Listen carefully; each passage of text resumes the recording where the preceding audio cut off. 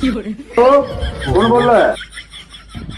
अरे यार, उसके बाप ने फिर फोन उठा लिया। लगता है कुछ करना पड़ेगा इसका। हेलो, हाँ मैं अमिताभ बच्चन बोल रहा हूँ। कौन बनेगा करोड़पति से? सुना है आपकी बेटी बहुत ज़्यादा पढ़ी लिखी और इंटेलिजेंट है, तो उसने मेरे 3 सवालों के जवाब दे दिए, तो उसको 3 महीने का रिचार्ज बिल्कुल फ्री मिलेगा, बिल्कुल गारंटी के साथ। अच्छा, हाँ बात कराइए। लो बेटी, अमिताभ बच्चन का फोन आ गया। और हेलो। आज रात को मैं कहाँ मिलना है? ऑप्शन ए 12 के पीछे, ऑप्शन बी सरसों के खेत में, ऑप्शन सी नहर के पीछे। Option A. ओके, तो आपके ए आंसर को लॉक किया जाता है। मिलते हैं 12 के पीछे, और जल्दी आ जाना। का कारण नरेंद्र मोदी।